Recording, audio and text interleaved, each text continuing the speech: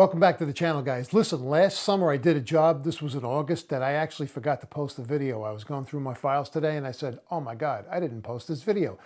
Young couple bought a house in a very old neighborhood. It's basically a money pit. So they save their money every year, and as they accumulate some funds, they call me in to do some work. In this particular case, I relocated a laundry sink from one wall to another wall. And it's a short video about what I did. They didn't want to get involved with major alteration or anything like that. So I told them, listen, if I bring a plumbing inspector in here, you have a lot of things going on, a lot of code violations. It was an old house. All the stuff is existing. But in today's world, when the plumbing inspector walks in, they want you to bring everything up to current code. So it's a little iffy in terms of, should I pull a permit? Shouldn't I pull a permit? I assessed the job. I said, you know what? I'm just moving the laundry sink over, a few feet. It's not a big deal. So that's what this video is about. Check it out, and I'll see you at the end of the video. Believe it or not, I did this job last August. It was a hot and humid couple of days. Anyway, a customer in an old house in an old neighborhood wanted to relocate his laundry sink. He wanted to move some stuff around. He was starting, he just got some money together and wanted to do some renovating down the basement, but didn't want to get fancy, didn't want to get involved pulling permits or none of that stuff. So told me what he wanted. I assessed it, and you can see the old laundry sink there. Here's another shot, and he wanted to relocate everything on that back wall, which is what I did. Now that line that you see coming down from the top, that's a kitchen sink drain from the next floor up. And it's just a pipe coming out of the middle of the floor. And where's that coming from? I'll show you in a minute. Anyway, this is the bottom of the laundry sink. And we typically use 1.5-inch tubular tubing to hook the sinks up to the traps. You don't see too much PVC here in the New York area. Here's another shot of the sink. And after I got that sink out of the way, you can see there are no hub clamps. There are Fernco couplings on that cast iron TY. And once I get everything out of the way, what I had there was some solder on the old joint that actually connected the lead to the brass ferrule that's stuck inside of that hub.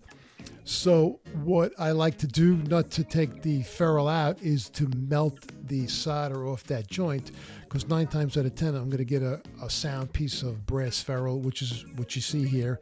So I proceeded to get my turbo torch. I melted that solder off, and I, cleaned up that joint as best as I could.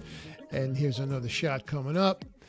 And and then I can just get on there with a standard 2-inch no hub coupling, and then proceed to convert it to PVC to replumb the drain here.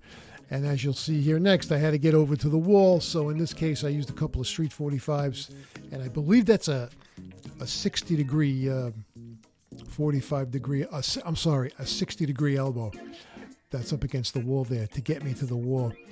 And here you can see it from another angle.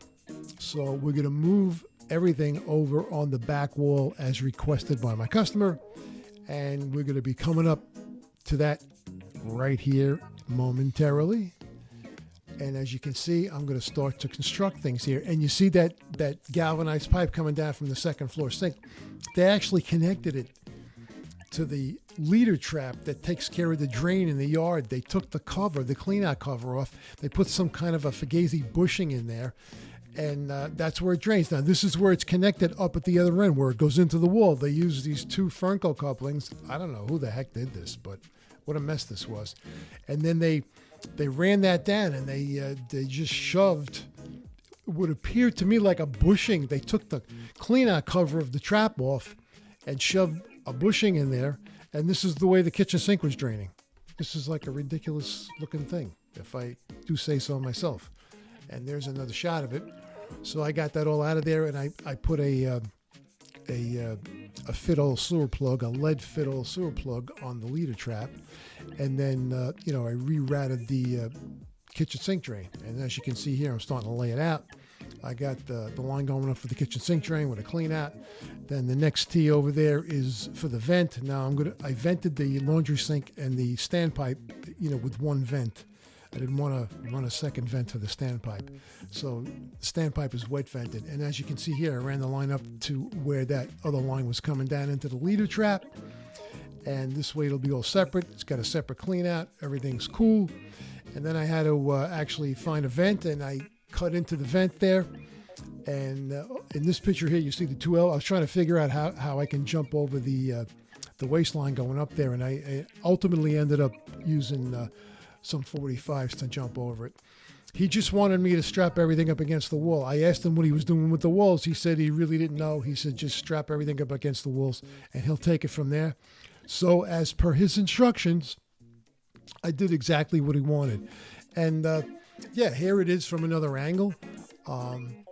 Like I said, it was a couple of days, nothing crazy. It was hot, humid, and miserable. And then what I did was, from where the old laundry sink was, I tapped off the water lines that were feeding that laundry sink. I ran them across the ceiling. You'll see I ran them over here, and you can see them going down. So I have my water line set up with a hose bib for the dryer. The dryer did take water. I also have a single lever shutoff valve for the washing machine. And also down there, you'll see the hot and cold water valves for the laundry sink. And this is what the finished product ended up looking like. What do you guys think? I think it turned out pretty good. Leave your comments down below, good and bad. And I want to say I appreciate you guys coming by and watching my videos. It means a lot to me. And I hope to see you guys in the next one. So there it is, guys. What did you think? I mean, I'd love your comments down below. You know, I knew if I brought a plumbing inspector in there was going to be issues. So I made the judgment call.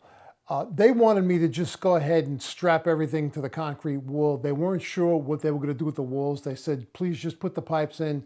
We'll take care of the rest. Now, I had nothing to do with installing or connecting the washer and dryer. They were doing all that themselves. They were actually going to make the hole through the brick for the exhaust for the dryer, so which is a whole other issue in terms of having an inspection. But I gave them my advice, and they just proceeded to go ahead with the task at hand, and we're very happy with the job.